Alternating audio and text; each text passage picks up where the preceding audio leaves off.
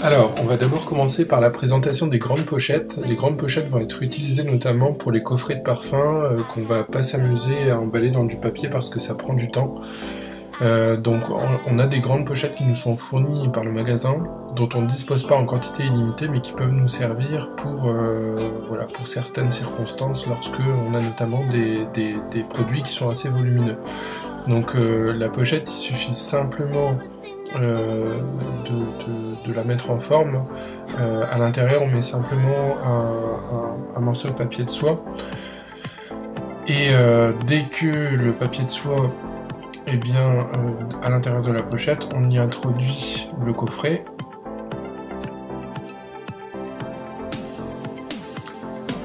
Et à partir de là, on va simplement replier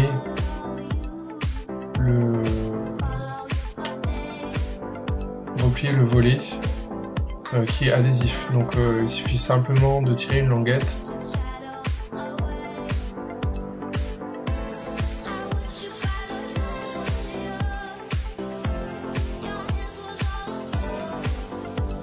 et de rabattre le volet.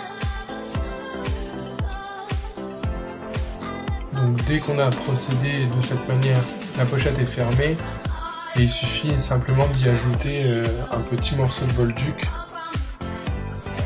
avec un adhésif qui nous est fourni et de le mettre au coin à gauche. À partir de là, la pochette est terminée. Ensuite, on va trouver ce qu'on appelle des pochettes intermédiaires qui vont servir à emballer des produits qui ne peuvent pas être facilement emballés dans du papier ou pour des compositions de plusieurs objets, de plusieurs produits. Donc c'est exactement le même principe en fait, elles ont juste une taille différente, mais elles se mettent en forme de la même manière. Et par contre, on exclut le papier de soie pour ces pochettes intermédiaires simplement parce qu'elles sont plus petites et que c'est pas approprié. Donc on met toujours un morceau de bolduc en forme de nœud en haut à gauche, fixé avec un adhésif, et à partir de là c'est bon.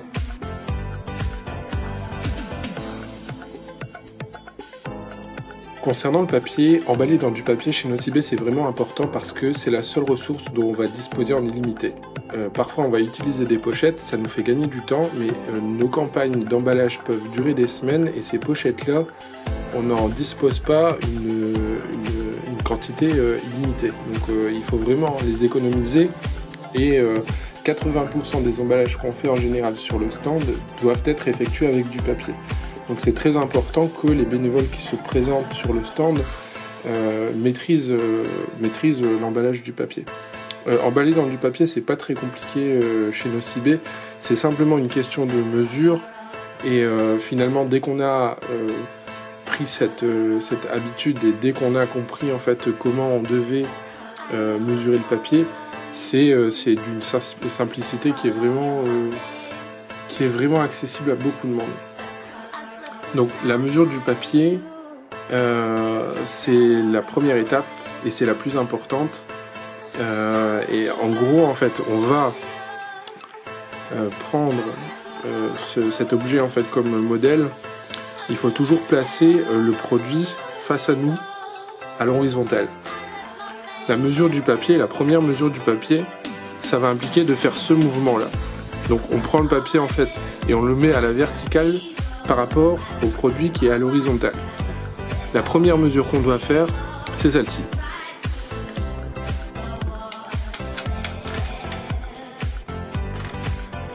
On doit simplement en fait faire en sorte que le papier, lorsqu'on le referme de cette manière, ferme. Il doit juste fermer, on peut dépasser un peu, c'est pas un problème, mais il faut vraiment en fait que quand on commence ici, ça ferme. La deuxième mesure, elle doit se faire aux extrémités. Ces extrémités-là, en gros, on va prendre en fait sur l'épaisseur du produit. On a cette mesure-là qui doit être reproduite ici. Donc très concrètement, vous prenez à peu près 80% de l'épaisseur du produit. Et on doit reproduire en fait cette mesure aux deux extrémités. Donc ici, en gros, on aurait à peu près ça et ça. Quand vous avez pris l'ensemble de ces mesures-là, vous refermez d'abord en serrant bien. Le papier doit vraiment être serré, donc il ne faut pas hésiter à bien serrer. Vous mettez un morceau de scotch, en sachant que chez Nocibé vous n'avez pas de scotch. Chez Nocibé, on vous fournit en fait des étiquettes qui sont autocollantes et que vous pouvez utiliser en équivalent du scotch. Dès que vous avez refermé le centre ici et que le papier est bien serré, vous vérifiez aux extrémités que vous avez la même quantité de papier. Vous reposez le produit, vous abattez ici le papier, vous pliez le premier angle, vous pliez le deuxième angle, vous rabattez, vous pliez la base, vous rabattez, vous pliez à la base et vous rabattez le tout. Donc là, on a ça. On fait exactement la même chose de l'autre côté. On rabat une première fois, on plie l'angle, on plie le deuxième angle, on rabat le premier angle, la base, on rabat le deuxième angle, on plie la base et on rabat. Donc là, vous avez emballé le produit et il faut simplement rajouter du bolduc. Donc pour le bolduc, on va le voir à l'étape suivante. Mais vous voyez, c'est vraiment qu'une question de mesure. Et tant que la mesure est bien faite au début, le pliage est très facile. Ce qui peut vous compliquer la tâche, c'est de prendre une mauvaise mesure au début, d'avoir pas assez de papier ou un excédent de papier, ce qui va pouvoir rendre difficile le pliage, voire le rendre complètement impossible. Donc pensez bien finalement à prendre la bonne mesure au début et n'hésitez pas à vous exercer. Là en fait le papier que j'ai utilisé c'est une simple feuille A4. Donc vous pouvez en fait largement vous exercer avant de vous présenter sur les stands en utilisant un objet en fait de faible mesure et en utilisant simplement une feuille A4. Bon, je vous propose un deuxième exemple avec un emballage papier qui a été fait sur le stand simplement pour que vous puissiez visualiser la mesure et la découpe du papier telle qu'elle se fait. Donc il n'y a rien de particulier par rapport à l'exemple que je vous ai donné précédemment. On voit bien qu'au départ je prends la mesure et finalement cette mesure là elle se fait assez intuitivement. Dès que le regard est exercé, vous verrez que ce que je vous ai expliqué précédemment ça va être tellement fluide et se faire tellement naturellement que l'emballage papier ça va plus représenter du tout une difficulté. Il y a juste une petite astuce pour les extrémités. Si vous vous êtes rendu compte en vérifiant le papier que c'est un peu trop long, l'idée c'est que vous avez la possibilité à ce moment-là, si vous voyez que c'est trop long, comme le bord du papier en fait ne doit pas toucher l'autre bord, vous avez la possibilité de découper un croissant. Le fait que le papier ne touche pas l'autre bord va rendre l'emballage, le pliage beaucoup plus facile, et donc il ne faut pas hésiter à faire un petit croissant découpé pour éviter en fait que les deux bords du papier se touchent. Et à partir de là, même si les bords ont été coupés un peu trop longs, c'est pas une difficulté. Si les bords sont trop courts, vous ne pourrez pas emballer. S'ils sont trop longs, par contre, vous avez toujours la possibilité de corriger de cette manière, dans la mesure où c'est pas trop long. Et dans cette étape, on va aussi voir comment est disposé le bolduc. Donc vous voyez, en fait, le bolduc, on fait pas de nœuds chez Nocibé. La pratique du magasin ne tolère pas les nœuds. Si vous savez en faire, vous pouvez en faire. Mais plus simplement, en fait, si vous ne maîtrisez pas les nœuds, vous pouvez en fait utiliser cette technique qui est très très simple. Il suffit de scotcher l'extrémité d'un bolduc sur le parfum et de faire simplement le tour avec le même bolduc et de le rescotcher, donc de superposer un scotch sur le premier scotch pour faire une ligne droite.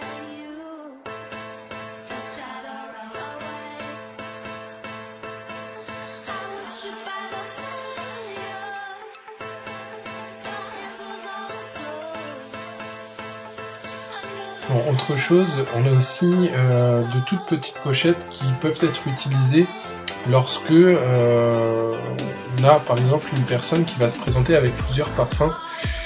S'il y a une affluence sur le stand, il y a des petites pochettes individuelles qui peuvent servir à emballer un parfum unique.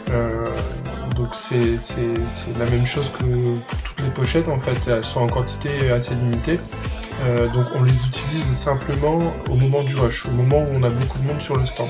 Ça permet de gagner du temps et elles peuvent être utilisées aussi, ces petites pochettes, pour des personnes qui vont venir avec plusieurs produits de petite taille en fait et qui voudraient finalement avoir une composition sans que ce soit un volume qui soit trop important.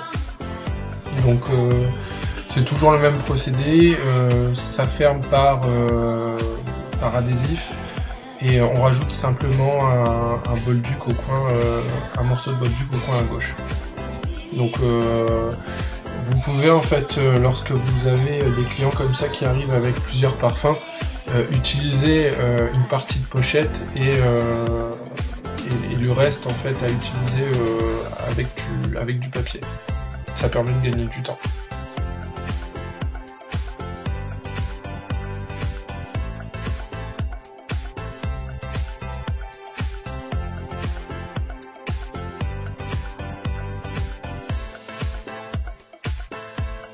Bon, il y a autre chose qui se présente comme un incontournable chez Nocibé, c'est les boîtes. Donc les boîtes vont servir à faire des compositions, donc pour les personnes qui vont arriver avec plusieurs produits. On va parfois vous demander, mais vous pouvez aussi le faire spontanément dans certaines situations. Pour emballer deux choses en même temps, vous pouvez utiliser des boîtes. Donc elles se présentent comme ça, avec un adhésif qu'il faut simplement découvrir, et la boîte se met en forme assez facilement. Donc quand vous serez sur le stand, vous verrez que c'est quelque chose de très facile. On garnit toujours les boîtes avec du papier de soie, donc avant de mettre les produits. Et elles peuvent être présentées ouvertes ou fermées. En général, en fait, les clients vont pas vous demander de les présenter ouvertes, donc vous les présentez fermées.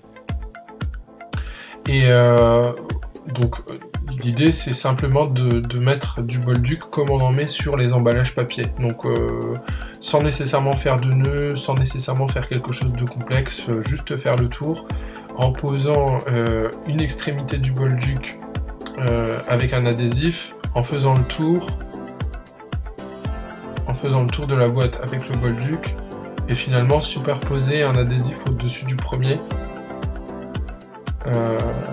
Et voilà, à partir de là, vous coupez simplement l'extrémité qui dépasse et vous pouvez remettre la boîte au client.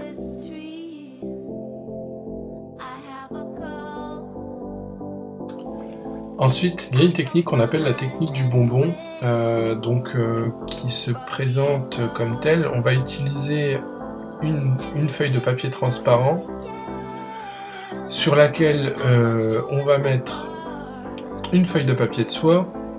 C'est une technique qu'on utilise pour emballer des produits qui sont un peu compliqués à emballer, soit parce qu'ils sont volumineux, soit parce qu'ils ont des formes qui sont pas du tout commodes, comme ce produit-là. Donc on place le produit à l'intérieur en fait de ces deux feuilles et on l'enroule tout simplement, en faisant en sorte que le papier de soie soit toujours plus long que le transparent soit toujours plus long que le papier de soie, parce que c'est lui qui doit protéger le produit. Donc dès que on l'a bien enroulé, on va simplement mettre un morceau d'adhésif.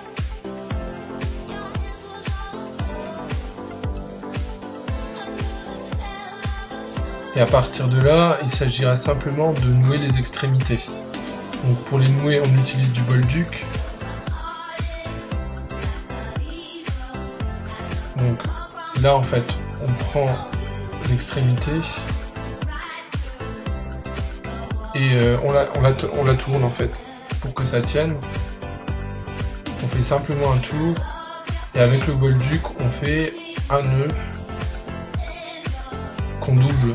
Donc on fait un double nœud et ensuite ce bolduc là, soit on le coupe aux extrémités, soit on fait des boucles en fait, voilà, selon le temps que vous avez, vous pouvez procéder comme vous l'entendez. Et l'extrémité du bonbon, on la coupe en faisant un mouvement un peu circulaire. Et donc on fait exactement la même chose de l'autre côté. En sachant que cette technique du bonbon, elle va vous servir lorsque des personnes vont vous demander des coffrets ouverts. Vous allez simplement utiliser cette technique-là en enlevant le papier de soie. Les gens qui veulent des coffrets ouverts, en général, ils veulent simplement du transparent. Et donc vous pouvez en fait emballer ce que vous voulez finalement avec du transparent comme ça en utilisant cette technique.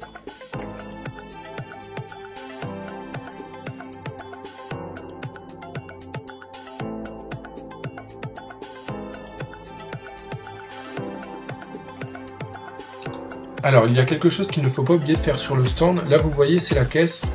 Et je suis en train de sélectionner les pièces inférieures à 1 € pour les mettre sous la caisse. L'idée, c'est vraiment de faire de la suggestion pour encourager les personnes les clients qui vont arriver sur le stand à ne voir que des pièces de 1 ou de 2 € minimum dans la caisse pour les encourager à mettre ce montant-là. Les gens sont vraiment dans l'observation et on s'en rend compte. Ils regardent la caisse avant de mettre quelque chose et forcément s'ils voient une dominante de pièces de plus de 1 €, ils vont être un peu conditionnés à mettre un montant minimum de 1 €.